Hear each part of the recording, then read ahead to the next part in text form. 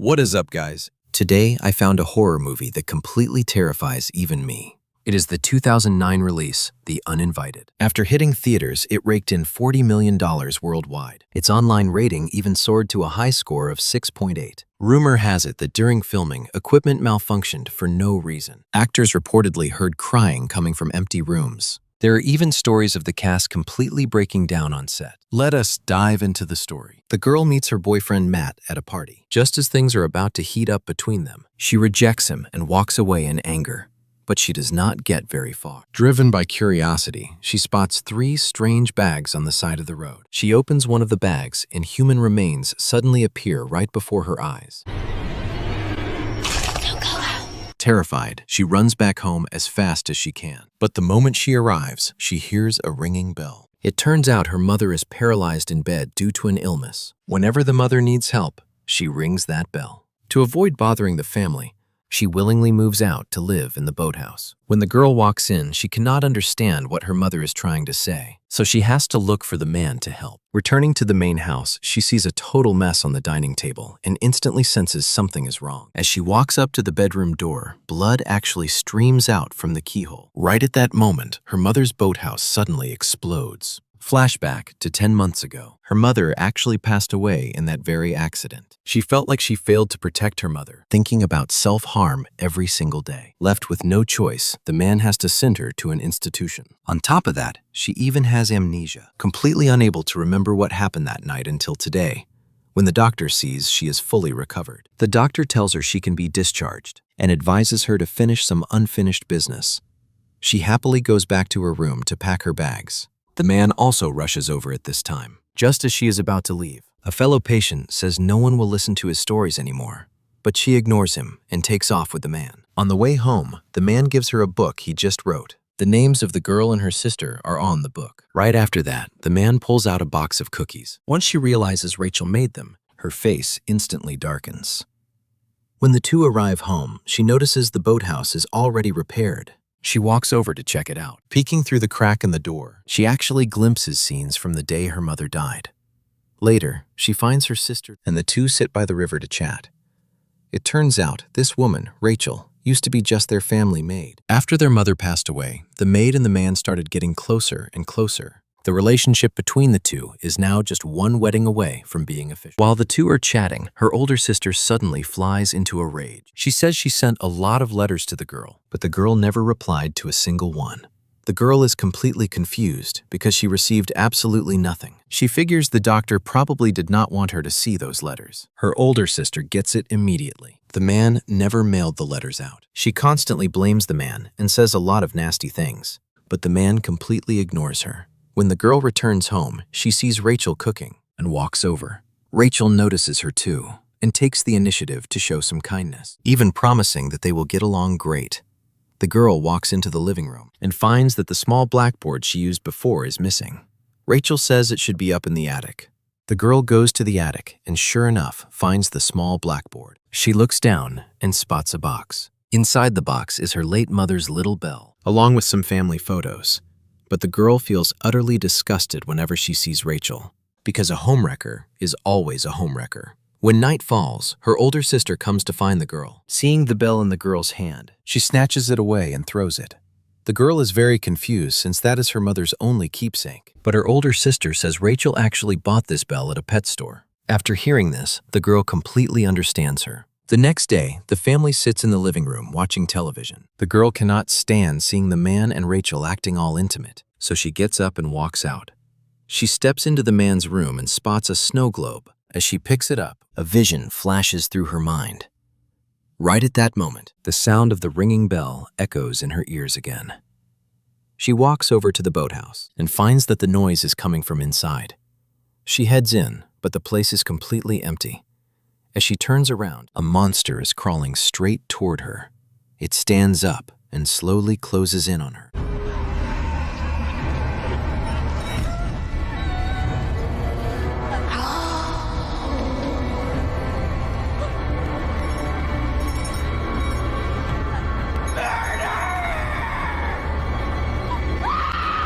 The girl lets out a sharp scream, and the monster vanishes into thin air. Murderer! The girl says she saw their mother, but her older sister looks completely skeptical. Just then, Rachel calls out the girl's name. The sisters look over at Rachel, and the girl insists that their mother's death is no accident and that Rachel is the real killer. The next day, the sisters talk about Rachel again, but Rachel suddenly appears and says she is going to town to do some shopping. She asks the girl if she wants to tag along. To dig up more clues, the girl agrees to go. Rachel then drives off with the girl. Before long, the two arrive in town. While they are eating, the girl notices a necklace on Rachel's neck, and Rachel says a former patient gave it to her. It turns out Rachel has always worked as a caregiver. However, the people she took care of before were all elderly, and these people always made things difficult for her, making her do all kinds of dirty work. This hatched a terrible thought in Rachel's mind, making her constantly wish those elderly people would die sooner. As the two are chatting, the girl catches sight of 3 creepy children. One of the girls turns around, and the girl remembers instantly that these look exactly like the remains in the bags by the roadside that day. But Rachel calls out to her, and when she looks back again, the 3 children are already gone. While grocery shopping, the girl spots Matt here too. Making an excuse, she runs over to find him. She believes Matt definitely knows the inside story about the fire. Since Matt is currently working, she sees he is very busy, so she sets up a meeting with him by the beach tonight. But Rachel suddenly appears and tells the girl to stop contacting Matt. The moment the girl gets home, she gets called over by her older sister. Her older sister finds a strange bag in Rachel's room. Opening it up, a complete set of anesthetic tools is actually inside. When night falls, the sisters sneak out. The two reach the beach, but Matt never shows up. The girl worries that something terrible might have happened to Matt. After waiting for a while, the two have no choice but to head back home to sleep. Feeling terrified inside, she asks her older sister to stay until she falls asleep. In the dead of night, she wakes up from a nightmare. Right at that moment, Matt climbs in through the window. Seeing that Matt is soaked from head to toe, she quickly asks him what is wrong. Matt says he spiked an injury from a bad fall. Then, Matt prepares to tell her everything about that night, but she accidentally touches Matt's back. Lifting his shirt to check. Oh my God, his spine is actually broken. Terrified, she stumbles backward, yet Matt refuses to let it go, walking toward her in a creepy, distorted posture. She slams the door shut immediately and runs out. By the time she opens the door again, Matt has already vanished. Afterward, looking through the window, she sees a rescue helicopter. Sure enough, Matt met with a fatal accident. The police find his remains. Unable to accept this, she sits alone by the shore. Later, the sheriff finds her and says Matt probably crashed his boat into something, fell off the boat, and broke his spine. Under the sheriff's comfort, the girl calms down a lot. After arriving home, she stops the man. She believes that back at the grocery store, Rachel eavesdropped on her conversation with Matt and tore them apart on purpose. But the man just thinks she is too heartbroken and talking absolute nonsense. Returning to her room, the girl cries alone. She tells her older sister that Matt came to see her last night. Her older sister thinks that is impossible, but when the girl lifts her arm, her older sister believes it instantly and feels a sudden chill down her spine. Her older sister says that to Rachel, the two of them are the only remaining thorns in her side. Then, they begin investigating Rachel's identity. Through some archives, they track down all of Rachel's previous work experience and call each employer to verify. Sure enough, they find something highly suspicious. Right after, the girl confronts Rachel, asking her straight to her face what her real name is. Their investigation revealed that her current name cannot be found at any of her previous workplaces. The identity she uses now belongs to a teacher who passed away several years ago. After listening, Rachel neither answers nor denies it. Just as the girl prepares to go find the man, Rachel stops her and threatens that if she dares to speak out, she will send her right back to the institution. When night falls, the man throws a party for friends and family. The man finds the girl and tells her to help Rachel in the kitchen, worried that Rachel cannot handle everything alone with so many guests. The girl walks into the kitchen, and Rachel asks her to help take out the trash. But right as she grabs the trash, the garbage bag suddenly twitches twice. She walks over to check, and a jar of tomato sauce falls out, letting her breathe a sigh of relief. She crouches down to pick it up, but the moment she looks up, that creepy girl suddenly pops out and scares her out of her wits. The girl stares right at her and says that she is next. Rachel rushes over when she hears the noise. Seeing the ingredients scattered in a total mess all over the floor, she demands to know what the girl's problem is. The man rushes in too and angrily tells the girl to go back to her room to sleep. Once the guests leave, the girl confronts the man and tells him everything about Rachel using a fake identity. But the man does not care at all, believing everything this woman does is for the sake of the family. The man even thinks that the girl belongs back in the institution. The girl demands to know if he is going to marry Rachel, and the man calmly admits it. Hearing this, the girl loses all hope. The next day, the man has to go on a long trip for work. Rachel, however, tells them to get dressed to attend Matt's funeral. During the service, the girl spots that little girl again and immediately follows her as she walks away. She follows the girl to a graveyard, but the child suddenly vanishes. Suddenly, the girl slips and falls into a ditch. Standing up to look around, she sees 3 tombstones. The people on the tombstones all share the last name Wright. Sensing something is wrong, she investigates the moment she gets home. Sure enough, the sisters uncover a murder case. In 1996, the police discovered the remains of 3 children in the woods. The autopsy showed that they were first anesthetized and then brutally killed. The killer is a woman named Mildred. This Mildred happened to be the live-in nanny for those 3 children. Despite a full police investigation, they still failed to catch the killer. Suddenly, the girl notices a photograph of the victim family. She is shocked to find that the mother's necklace is identical to the one Rachel owns. The sisters are positive that Rachel is actually Mildred. The 2 decide right then and there that they must get their hands on that necklace as evidence. Little do they know, Rachel listens to everything loud and clear from outside the door. Afterward, the 2 sisters head up to the 2nd floor, getting ready to enter Rachel's room. But the door is locked, so the girl peeks through the keyhole and sees the necklace sitting right on the table. Her older sister opens the window, telling the girl to go downstairs to grab Rachel's car keys while she climbs outside herself. Right as the girl gets the keys, she hears a blood-curdling scream. She rushes up to the 2nd floor and finds that the door to Rachel's room is already open. She pushes the door open, but no one is inside. She walks straight toward the box, and just as she is about to open it, Rachel suddenly calls out to her and voluntarily hands the necklace over to her. Seeing this, the girl reaches out to take it, but the moment she touches the necklace, Rachel raises an anesthetic needle. The girl fights back with all her might, but Rachel still pins her down to the floor. At the critical moment, she grabs a perfume bottle and smashes it hard against Rachel. Seizing the opportunity, she snatches the necklace, gets up, and bolts. Rachel gives chase immediately, saying she does not want to hurt her, but the girl does not believe her for a second. Finding the perfect opening, she locks Rachel outside the door. But as she turns around, she sees her older sister sprawling on the floor. She runs over to check and discovers that her older sister has been injected with a sedative by Rachel. Her older sister uses her last bit of strength to tell the girl to run and call the police. The girl does not want to leave her older sister behind, but right now, there is no other way. While the girl is driving, Rachel suddenly chases after her. Luckily, the girl has great driving skills and successfully shakes Rachel off. The girl arrives at the police station and tells the sheriff that Rachel is Mildred.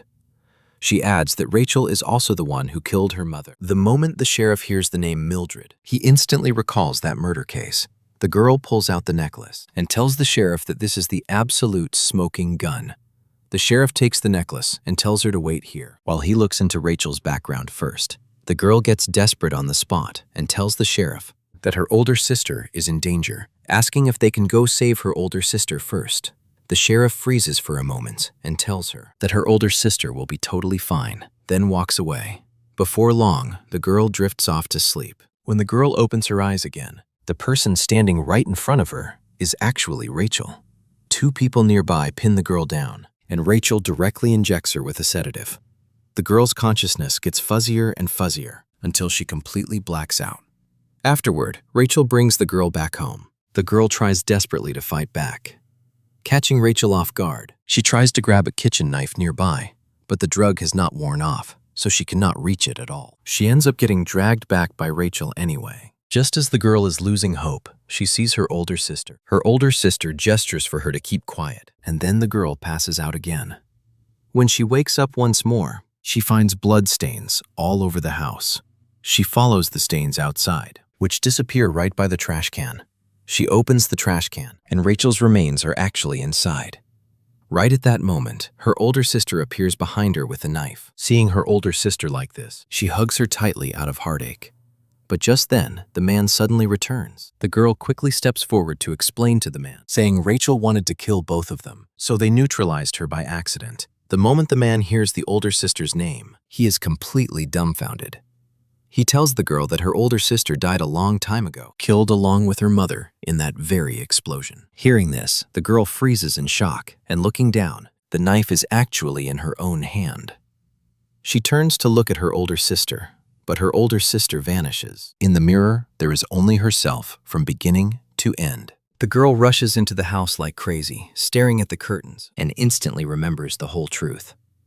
It turns out, on the night of the incident, the girl came home and caught the man and Rachel having an affair. The girl is absolutely furious. She is absolutely determined not to let a homewrecker destroy her family. Afterward, she picks up a kerosene lamp, heads to the boathouse, puts it on the table, and grabs a watering can to fill it with gasoline. She wants to burn down the boathouse to punish the interloper who ruined her home.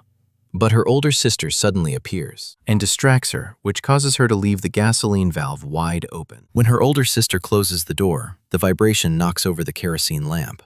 The gasoline flows toward the open flame and catches fire, causing the boathouse to explode. Because the trauma is too severe, she loses this memory completely. Now that she remembers everything, she cannot believe that she is the one who did it all. Her older sister never actually existed. All of this is just a vivid hallucination born from her crushing guilt. Then there is her boyfriend, Matt. In reality, the two definitely met by the beach that night. Matt told her the entire truth right then and there. Unable to face reality, she pushed Matt into the ocean. The handprint on her arm is from Matt struggling to hold on at that moment. As for Rachel's death, she actually managed to grab the kitchen knife back then and hide it away. In the end, catching Rachel off guard, she neutralized her with her own hands. The next day, the sheriff finds Stephen. He asks Stephen why Rachel changed her name and identity. Stephen says she did it to escape an abusive ex-boyfriend. The officer has one more question. He wonders why the girl linked Rachel to Mildred in the first place. The man says nothing, only glancing back at the girl as the police take her away. Before long, she is sent right back to the institution. The doctor asks how she is doing, but she answers that she already finished the business he told her to do. It turns out she never actually recovered. Getting discharged is just a way for her to get rid of that homewrecker. At the end of the story, her former patient gives her a creepy look and welcomes her back home. As the hospital room door shuts, the ultimate truth is revealed. This patient is the actual Mildred, meaning she is the real killer who took the lives of those 3 children back in 1996. Finally, the girl flashes a wicked smile. See you next time.